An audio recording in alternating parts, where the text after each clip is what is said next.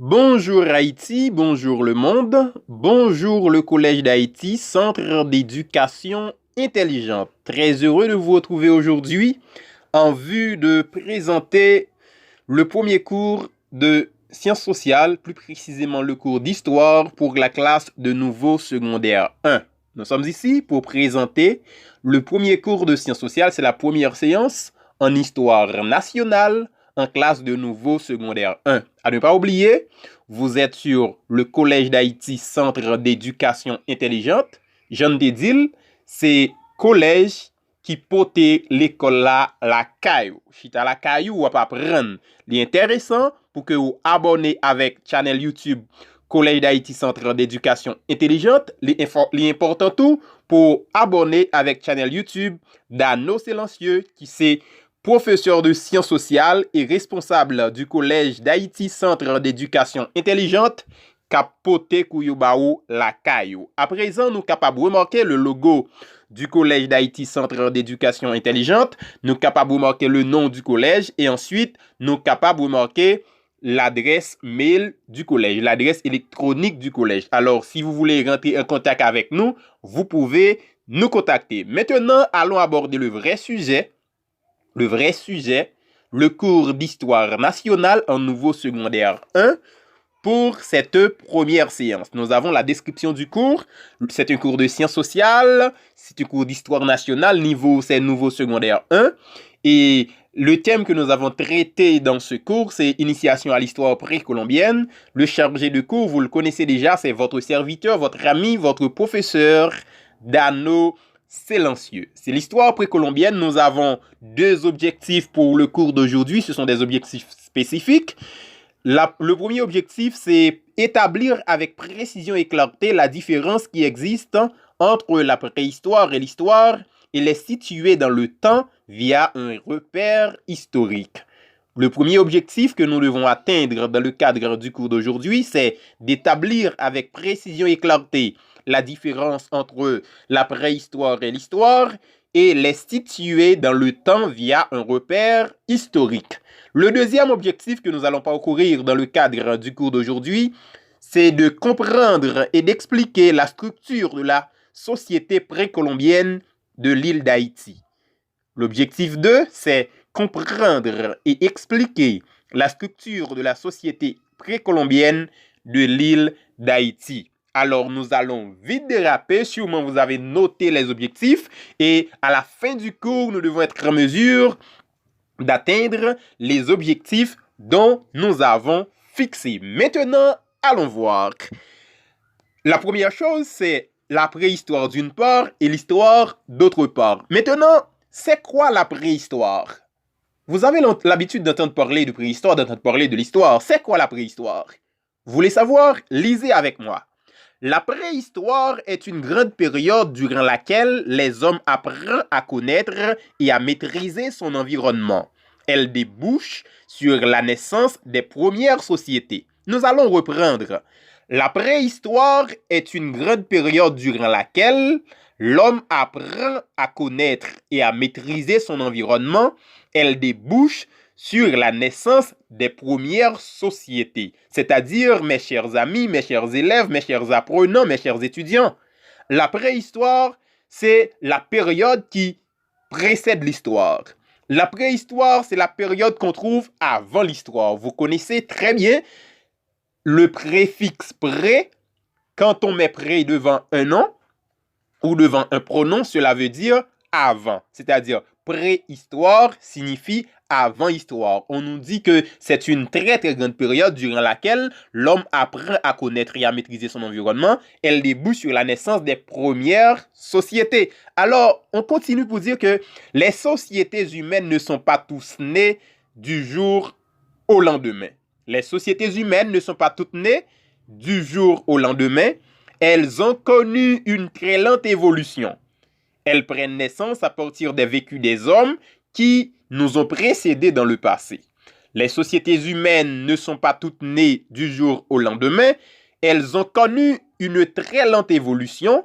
Elles prennent naissance à partir du vécu des hommes qui nous ont précédés dans le passé. C'est pour vous dire, mes chers amis, que le temps préhistorique que nous sommes en train de parler, c'est le temps des premiers hommes ayant vécu sur Terre, des premiers hommes ayant apparu sur Terre, c'est-à-dire premier monde qui était venu sous Terre, premier monde qui a évolué dans l'espace là, eh bien, il y aurait des hommes préhistoriques. La préhistoire, par une définition beaucoup plus dense, la préhistoire est l'immense période 2000 fois plus longue que l'histoire qui s'étend de l'apparition de l'homme sur Terre 6 millions d'années avant Jésus-Christ, jusqu'à l'invention de l'écriture, 3200 avant Jésus-Christ en Mésopotamie pour certains. Je reprends. La préhistoire est l'immense période 2000 fois plus longue que l'histoire qui s'étend de l'apparition de l'homme sur Terre, 6 millions d'années avant Jésus-Christ, jusqu'à l'invention de l'écriture, 3200 avant Jésus-Christ, en Mésopotamie. C'est-à-dire, mes chers amis, au fur et à mesure que l'on parle sans écriture, il n'y a pas l'histoire. L'histoire va faire son apparition avec la naissance de l'écriture. C'est-à-dire, tout autant que les hommes t'ont fonctionné, tout autant que les hommes t'ont mangé, tout autant que les hommes t'ont parlé, ils ont été organisés, puis ils ont été fonctionné, sans pas de jambes qu'on gagne écriture, nous relais période ça, c'est période préhistorique. C'est-à-dire, nous relais période ça, la préhistoire. On nous dit que cette période est beaucoup plus grande et plus longue que l'histoire parce que l'étonnée sur une année que nous pas jamais qu'arriver compter. Environ 6 millions d'années, c'est-à-dire son période qui est très longue et c'est l'invention de l'écriture qui prend la naissance avec l'histoire qui prend mettre fin de préférence avec la préhistoire. Mais il y a plus de monde qui t'a essayé de demander, ça ne pense pour qui ça nous oblige à étudier préhistoire. Qui ça préhistoire vient garder dans le programme nouveau secondaire 1 pour moun l'école en Haïti à étudier préhistoire. On regarde. La préhistoire nous permet de comprendre la structure et l'organisation des sociétés préhistoriques, autrement dit, les premières formes de sociétés humaines. Je reprends. La préhistoire nous permet de comprendre la structure et l'organisation des sociétés préhistoriques, autrement dit, les premières formes de sociétés humaines. C'est-à-dire, mes chers enfants, mes chers étudiants, mes chers amis, si vous voulez avoir une idée claire et précise sur les premiers hommes qui nous ont précédés, sur les premiers hommes qui ont vécu dans le passé, il est important de se référer à la préhistoire. Il est important de se rendre dans la préhistoire afin de puiser les informations nécessaires pour pouvoir mieux comprendre comment ont vécu les hommes qui nous ont précédés. Est-ce que nous clair? Il continue, elle nous donne une idée claire et précise sur l'apparition des premiers hommes ayant vécu sur Terre 6 millions d'années avant Jésus-Christ. Ces premiers hommes ont été respectivement des gens qui vivaient de la pêche, de la chasse et de la cueillette. Ils ont vécu le paléolithique, le mésolithique et le néolithique. Et nous parvenons à connaître tout ça grâce à l'archéologie. C'est-à-dire, mes chers enfants, mes chers étudiants, si pas de préhistoire, je dis à pas de monde qui te connaît qui est-ce qui t'a vive dans temps longtemps. Qui est-ce qui t'a vive en Mésopotamie avant l'invention de l'écriture? Qui est-ce qui t'a vive en Égypte avant l'invention de l'écriture? Alors, l'intéressant, si effectivement nous besoin qu'on ait information sur période ça yo, eh bien, c'est l'importance de la préhistoire. Mais comment nous arriver à faire tout ça? Parce que dans la préhistoire, il n'y avait pas d'écriture. Dans la préhistoire, il n'y avait pas forcément des écoles comme aujourd'hui. Mais comment nous arriver à tout bagaille ça yo? Alors, on nous dit, nous parvenons à connaître tout ça grâce à l'archéologie. Mais qui c'est l'archéologie aille? Vous avez répondre?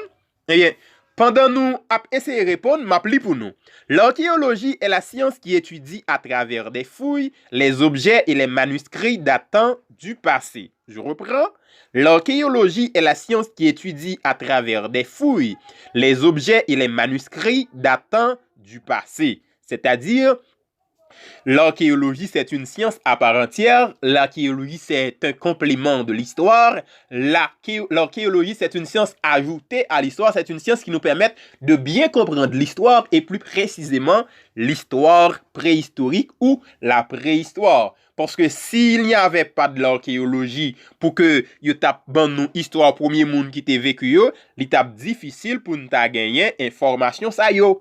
À travers une image, on nous présente les hommes préhistoriques. On nous présente les hommes qui nous ont précédés. Vous voulez zoomer cette image et vous allez voir comment ont vécu les hommes qui nous ont précédés dans le passé. Alors, ce que vous devez retenir, c'est que d'abord, la préhistoire est une période très très longue par rapport à l'histoire. Ensuite, vous devez retenir que dans la préhistoire, c'était la naissance des hommes préhistoriques. Et vous devez également retenir que la préhistoire, c'est la période où les hommes se sont vécus sur Terre avant l'apparition de l'écriture. Ce que vous devez retenir à propos de la préhistoire. Et vous devez enfin retenir que nous connaissons tout ça grâce à l'archéologie. Ce sont les archéologues qui nous facilitent, qui nous permettent de connaître tout ce qui se passait au temps préhistorique. Maintenant, allons voir ce qu'est l'histoire. Allons voir ce qu'est l'histoire. L'histoire, mes chers amis, si vous voulez regarder avec moi, nous pouvons dire que l'histoire, c'est le fait écrit. L'histoire, c'est le fait écrit. Très prochainement, nous aurons à regarder c'est quoi un fait, mais on nous dit que l'histoire, c'est un fait écrit. On nous propose une deuxième définition disant que l'histoire, c'est la science du passé. Une troisième définition nous dit que l'histoire, c'est la science qui étudie et explique le passé de l'humanité. Et enfin, on nous dit que l'histoire, c'est l'étude des événements du passé. Alors, on nous propose plusieurs définitions pour l'histoire. Vous pouvez regarder ces définitions-là. Vous pouvez les apprécier à votre manière. Mais l'important, nous allons nous accentuer davantage sur une dernière définition, laquelle nous aurons à vous proposer et suggérer de préférence. Nous lisons ensemble. L'histoire, c'est l'étude, l'analyse, la critique et l'interprétation des faits du passé. Nous reprenons? Vous êtes là? L'histoire, c'est l'étude, l'analyse, la critique et l'interprétation des faits du passé. Cette définition-là, elle englobait toute définition nous te avant. Avant, nous te 4 définitions. L'histoire, c'est le fait écrit. L'histoire, c'est la science du passé. L'histoire, c'est la science qui étudie et explique le passé des hommes. Et enfin, nous te l'histoire, c'est l'étude des événements du passé. Alors, la définition que vous voyez en gras, l'histoire c'est l'étude, l'analyse, la critique et l'interprétation des faits. Cette définition résume l'ensemble des définitions que nous venons de voir. Alors, maintenant, puisque le mot qui fait écho dans cette définition, c'est fait, c'est l'histoire, c'est l'analyse des faits, c'est l'étude des faits, c'est la critique des faits, c'est l'interprétation des faits. Alors, maintenant, c'est quoi un fait? C'est quoi un fait? Est-ce que vous connaissez c'est quoi un fait? Vous connaissez? Alors, allons voir. Le fait, c'est ce qui est arrivé effectivement. Ce qui existe réellement. Événement ou état des choses. C'est quoi un fait? Un fait, c'est ce qui est arrivé effectivement, ce qui existe réellement. Événement ou état des choses. Le fait est un événement advenu ou advenant dans l'histoire d'un individu ou d'un groupe. Le fait peut aussi désigner des éléments qui ont eu lieu effectivement, considérés dans la réalité objective, ce qui peut être constaté par l'observation. Maintenant, prenons un exemple simple. Est-ce que nous pas entendez parler de président Jovenel Moïse? Est-ce que nous pas entendez appeler le président Jovenel Moïse président de facto? Président de facto. Nous entendez ça? Eh bien, qui ça président de facto a veut dire? Facto, c'est un terme latin qui traduit par fait, qui signifie tout bon vrai, qui signifie réellement, qui signifie en réalité. Ça veut dire, lorsque on dit Jovenel Moïse président de fait, ça veut dire c'est bagaille tout le monde ouais, c'est bagaille tout le monde qui a constaté. De fait, même si un pile moun a dit mandat Jovenel fini, Jovenel doit quitter pouvoir. De fait, même si un pile moun a dit Jovenel li volé l'argent pito Caribé, li supposé arrêter, juger et condamner, mais pièce nan bagaille ça yo pas fait vrai. Yo pas arrêté, yo pas jugé, yo pas condamné, malgré yo dit mandat fini. pas de monde qui fait le quitter pouvoir, eh bien, de fait, il dit Jovenel Moïse, c'est lui-même qui est président. Il est le président de facto. Ça veut dire Jovenel Moïse est président de fait. C'est-à-dire, ça fait un fait palpable, concret, tout le monde constate, tout le monde ouel. C'est ça qui fait le fait. Kounye là, m'pa quoi gen moun k'ap gen difficulté avec ça qui les fait, c'est-à-dire faire là les deux objectifs, li pas comme bagage subjectif, un bagage qui vrai pour un moun, deux moun ou bien un petit groupe, mais li c'est un bagage qui doit vrai pour une grande majorité pour ne pas dire pour tout le monde en général. C'est-à-dire tout le monde t'est constaté que Jovenel Moïse était au pouvoir, il y aurait l'el président de fait ou président de facto. Ça c'est fait d'une manière générale. Maintenant, nous sommes dans un contexte historique. C'est histoire n'a fait, pas vrai? Eh bien, maintenant, allons regarder c'est quoi un fait historique. On appelle fait historique ce qui est attesté par un historien et que l'existence est considérée comme objectivement établie. On appelle fait historique ce qui est attesté par un historien et que l'existence est considérée comme objectivement établie. On nous garde bien rapide, essayez de comprendre ce qui passe là. On nous dit que le fait historique, c'est ce qui est attesté par un historien. Ça veut dire, si nous sommes capables de comprendre, il y a des bagages qui ont toujours vérité, il y a des bagages qui ont toujours fait vrai, tout le monde constate, mais pourtant, ils n'ont pas fait histoire. Ils n'ont pas fait historique. Pour qui ça n'a pas fait historique? Parce que fait historique là, il doit attesté par un historien et il doit exister et il doit considérer comme un bagage objectif qui est établi. Est-ce que nous comprenons? Ça veut dire, nous qu'à venir avec des exemples. La bataille de Vertières est un fait historique. La bataille de Vertières est un fait historique. Non seulement la bataille de Vertières a été faite toute bon vrai, il y a des gens qui étaient témoins, qu'après la mort était sur les lieux, il y avait les généraux français qui étaient présents et les généraux de l'armée indigène qui s'affrontaient. C'était effectivement réalisé, mais là, il était comme un fait. Comment on va faire venir un fait historique? C'est parce que il est attesté par les historiens. Quand le fait est attesté par des historiens ou par un historien, on dit que ce fait est un fait historique. Il y a la Révolution française, par exemple. Il y a les voyages de Christophe Colomb vers l'Amérique. Ce sont des faits historiques. Il y a le drame du Pont Rouge, l'endroit où l'on a assassiné Dessalines. C'est un fait historique parce que il y a des historiens qui ont attesté ces faits. Est-ce que nous comprenons ça veut dire fait historique? Nous comprenons?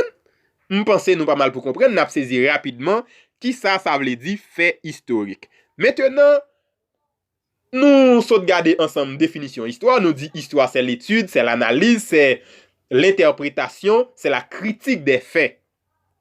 Oui, c'est ça, oui. Nous devons qu'une définition ça, oui. On nous regarder une dernière fois pour ne pas oublier, parce que c'est extrêmement important. L'histoire, c'est l'étude, l'analyse, la critique et l'interprétation des faits. Et ces faits doivent être effectivement arrivés. Et ou pas qu'à écrire histoire sur un bagage qui vient pour venir, mais c'est bagage qui pas, c'est bagage qui est effectivement passé, même s'il est possible pour écrire l'histoire du temps présent. Mais dans ce cas, nous sommes dans le passé. Maintenant, allons voir la division de l'histoire. Après, nous sommes regardé préhistoire, nous sommes regardé histoire à travers sa définition. Maintenant, nous allons voir la division de l'histoire, c'est-à-dire l'histoire est divisée. On nous dit, dès l'apparition de l'homme à la surface de la terre, la vie n'a pas toujours été uniforme, puisque au fur et à mesure que les gens évoluent, c'est au fur et à mesure que les réalités se modifient et parfois même changent complètement en fonction de la nécessité du besoin, et l'ensemble de ces réalités vont conduire à changer de mode de vie à chaque étape de l'histoire. D'où la nécessité de diviser l'histoire de l'humanité en plusieurs périodes et chacune s'étend sur une période bien déterminée et est marquée par des événements spéciaux. Les historiens se mettent d'accord sur le fait de diviser l'histoire de l'humanité en 4 grandes périodes. Mais juste avant d'arriver sur les grandes périodes, il est important de savoir pourquoi l'histoire est divisée. L'histoire est divisée en plusieurs grandes périodes parce que grand pile événement qui a produit et il y a des événements qui sont tellement puissants, il y a des événements qui sont tellement coriaces, il y a des événements qui sont tellement transformé en série de réalités, eh bien, il dit événement ça a changé le cours de l'histoire. Et quand un événement change le cours de l'histoire, cet événement peut nous conduire vers une autre période de l'histoire. Ça veut dire, il y a des événements qui tellement saccagent le monde, là, qui tellement bouleversants, ou qui tellement portent une contribution positive ou bien négative dans l'évolution monde là, eh bien, événement ça, il dit, il changer le cours de l'histoire. Et chaque événement ça, il est capable de finir une période historique, quand ça, il est capable de commencer une autre période historique. Maintenant, allons voir les 4 grandes périodes de l'histoire de l'humanité. Nous mettons d'accord que historiens jusqu'à présent ils ont entendu que l'histoire est divisée en 4 grandes périodes. La première période s'appelle l'Antiquité. La première période s'appelle l'Antiquité. Eh bien, l'Antiquité qui c'est la première période de l'histoire de l'humanité, eh bien, elle a commencé effectivement côté préhistoire, c'est fini. Parce que préhistoire là, pas de écriture, préhistoire là, pas de histoire, eh bien, histoire a commencé à partir de la naissance de l'écriture vers 3200 en Mésopotamie, eh bien, c'est là histoire tout commencé. Eh bien, première période de l'histoire, l'a tout commencé en 3200 avant Jésus-Christ et l'ipral fini en 476 après Jésus-Christ. Est-ce que vous entendez?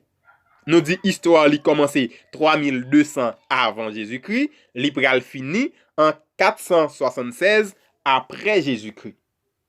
3200 avant Jésus-Christ, qui go événement nous dit que passé, c'est invention de l'écriture, et 476 après Jésus-Christ, qui go événement qui passé, c'est la chute de l'Empire romain d'Occident.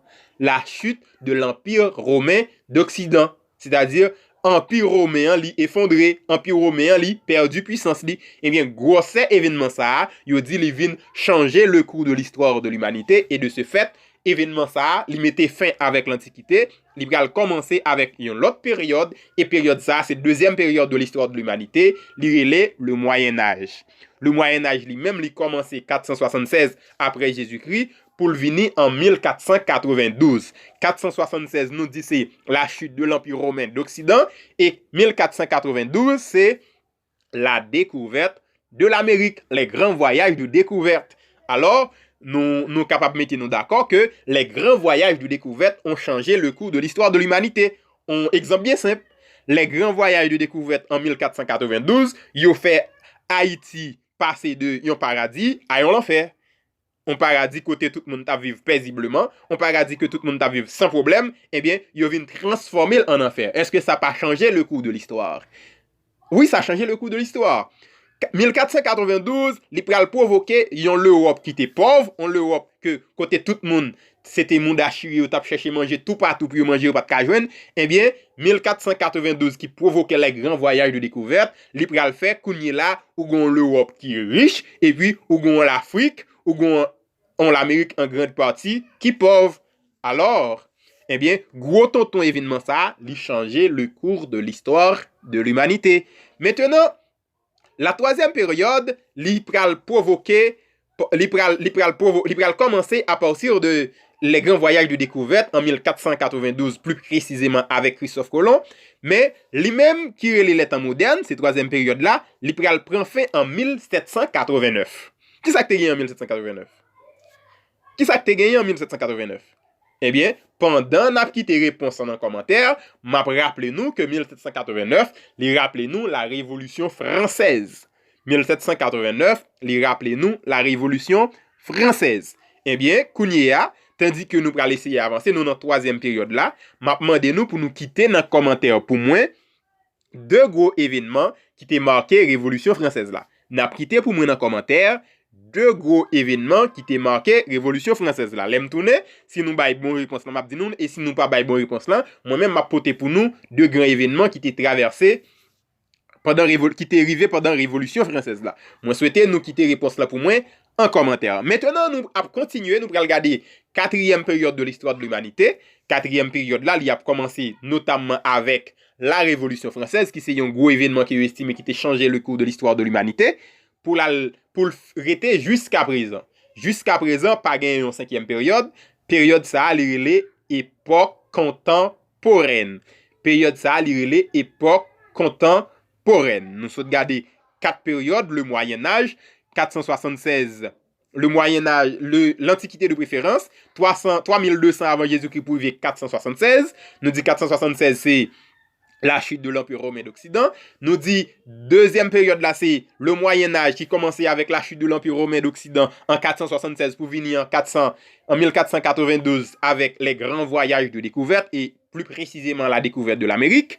Et nous dit, troisième période là qui est les temps modernes, il commençait à partir de 1492 pour arriver en 1789, même s'il était arrivé jusqu'en 1804, parce qu'en 1804, il y avait un grand événement qui s'est produit. Quel événement? Quel événement qui s'est produit en 1804?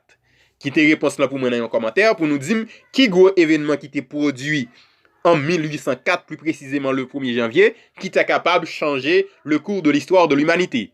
Et enfin, nous parler de dernière période là, qui c'est quatrième période là, c'est l'époque contemporaine qui commençait depuis 1789 et jusqu'à présent, nous sommes dans l'époque contemporaine. Maintenant, on vous présente un résumé bien précis sur les grandes périodes à travers les dates.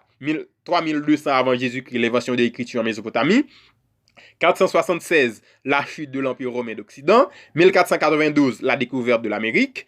1789, la Révolution française. Alors, pensez en gros, nous gagnons une belle idée et nous sommes censés atteindre le premier objectif nous dans le cadre Kousa. Parce que nous avons atteint le premier objectif nous et maintenant nous prenons parti pour nous aller dans le deuxième objectif là, lui-même qui pral conduire nous dans l'histoire précolombienne. Il y a une image qui paraît en bas de nous là, qui gagne les Mayas, les Aztèques et les Incas. Les Mayas, les Aztèques et les Incas. C'est une image qui paraît en bas de nous là et que nous pral essayer d'analyser ensemble. Qui ça image ça veut dire Timon Moyo? Qui ça image ça veut dire étudiant yo? Qui ça image ça veut dire professionnellement yo? Image ça veut dire avant l'arrivée de Christophe Colomb en Amérique, l'Amérique s'est organisée. L'Amérique s'est organisée parce qu'il y avait déjà 3 civilisations. Il y avait la civilisation des Incas, il y avait la civilisation des Aztèques et il y avait la civilisation des Mayas. Et 3 groupes civilisation ça yo te gagné des réalités qui étaient propres à eux-mêmes, yo te gagné des traditions, des mœurs, des coutumes, des aspirations qui étaient fait de yo des sociétés solides. C'est-à-dire bien avant l'arrivée de Christophe Colomb, tout le monde doit gagner ça clair dans tête yo que l'Amérique c'était un continent civilisé. L'Amérique était un continent qui avait ses propres formes de civilisation qui s'est adaptées à sa réalité. C'est-à-dire, c'est pas l'Europe qui vient civiliser l'Amérique. Au contraire, l'Europe vient déranger la civilisation de l'Amérique. C'est-à-dire, l'Europe l'était organisée. Alors, il est intéressant pour nous faire des recherches à propos de ces 3 formes de civilisation que nous pas arrêter sur une cadre quoi, mais moi voyez-nous à faire recherche sur civilisation des Mayas, civilisation des Aztèques et civilisation des Incas. Maintenant, nous allons plus précisément dans l'histoire précolombienne d'Haïti. Avant l'arrivée de Christophe Colomb dans les années qui précèdent 1492, l'Amérique était habitée par différents peuples qui formaient leur propre civilisation et qui vivaient paisiblement dans leur territoire.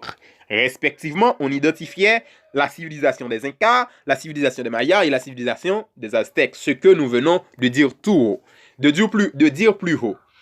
Ils étaient formés de peuples différents et chaque peuple s'occupait de ses réalités à travers sa civilisation. Par là, on peut dire qu'ils vivaient paisiblement, malgré il y avait au milieu d'eux des peuples plus dociles que d'autres, dont les Caraïbes étaient considérés comme des peuples guerriers. C'est-à-dire, à travers les civilisations, il y a gagné des peuples qui étaient différents l'un de l'autre. Par exemple, on nous dit que les Caraïbes étaient différents des Taïnos. Les Taïnos étaient différents des Siboney. Les Siboney étaient aussi différents des Arawaks. C'est-à-dire, chaque était différent l'un de l'autre et ils étaient arrangés dans limite par eux, ils étaient formés propres civilisation yo. Maintenant, n'a quitté la civilisation des Aztèques, n'a quitté la civilisation des Mayas, n'a quitté la civilisation des Incas pour nous venir dans la division administrative de l'île d'Haïti. Là, nous quitter tout l'autre espace, nous venir la caille nous dans l'île d'Haïti. Là, nous parler de l'île d'Haïti. L'île là dans le Poukounier à deux pays, la République d'Haïti et la République dominicaine. Mais dans le moment nous a expliqué là, bien avant l'arrivée de Christophe Colomb, c'était on seul mosoté que le pays. Est-ce que nous là? On nous dit bien avant l'arrivée de Christophe Colomb, l'île d'Haïti était habitée par des peaux-rouges appelés Taïnos, Araroak, Siboney. Ce sont des peuples dociles qui vivaient paisiblement dans leur contrée et formaient, comme les autres peuples, leur propre civilisation. Ils avaient leur propre mode d'organisation et de fonctionnement.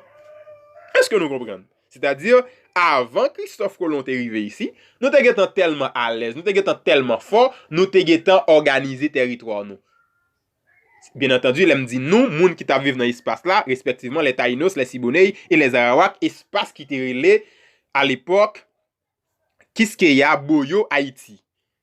Nous dit espace là était relé à l'époque Haïti, Kiskeya, Boyo, et il était habité par des Taïnos, des Arawak et des Siboney. C'est des gens qui étaient bien civilisés, c'est des gens qui étaient à l'aise, qui étaient comprendre ça qu'ils ont fait et qui étaient fait toute bagaille sans que yon pas de problème à l'autre. D'alors, l'île d'Haïti était divisée en 5 caciquas, ou en 5 provinces, ou en 5 royaumes, ou en 5 cités, si vous voulez. Et à la tête de chaque cacica, il y avait des chefs. Nous avons tellement été organisés, c'est-à-dire, ils ont divisé le pays en plusieurs morceaux, et chaque morceau, il y a un chef qui a dirigé. Et les besoin pour une décision pour tout pays net, eh bien, grand chef, chaque représentant, il y a un côté pour réunir, pour décider. Même je connais, si nous avons un pays qui est divisé en 10 départements, et puis dans chaque département, il y a mis un chef. Alors, c'est pour nous expliquer comment la réalité a été bien avant Christophe Colomb est venu. Comment il a commencé à arranger, il a commencé à organiser, il a commencé à partager l'amour yon ak l'autre, il a commencé à vivre dans la fraternité. On nous dit qu'il y avait les caciques, et dans la tête de chaque cacique, il y avait des caciques. Les caciques, ce sont la Maguana, le Marien, la Magua, le Zaragua et le Higüey. Et chef cacique, c'était Guaganagari, Kaonabo, Anakauna, Boichio, Guarionex et Kotu Banama. Maintenant, il est important de souligner ce que nous allons lire là. Nous avons eu une civilisation adaptée à notre réalité.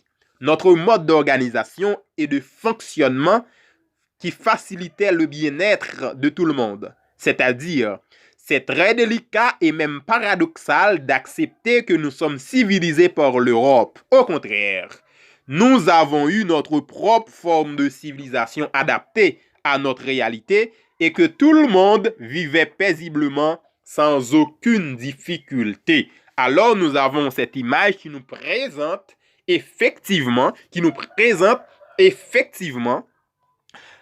l'administration de l'île d'Haïti avant l'arrivée de Christophe Colomb. Vous voyez, et en différentes couleurs, nous avons le Marien, nous avons la Magua, la Maguana, le Zaragrois et le Higüey. Alors, mes chers amis, de coup, nous venons de regarder tout ce que nous avons eu à voir et les deux objectifs que nous avons eu, c'est d'abord, c'est d'établir avec précision et clarté la différence qui existe entre la préhistoire et l'histoire, ce que nous venons de faire, et ensuite les situer dans le temps via un repère historique, ce que nous venons de faire, et le deuxième objectif, c'était de comprendre et d'expliquer la structure de la société précolombienne de l'île d'Haïti. Société précolombienne signifie société avant l'arrivée de Christophe Colomb. Alors, je pense que c'est intéressant pour que nous ensemble garder petit bagay ça aujourd'hui et que nous avons gagné pour que nous préparions deuxième séance là,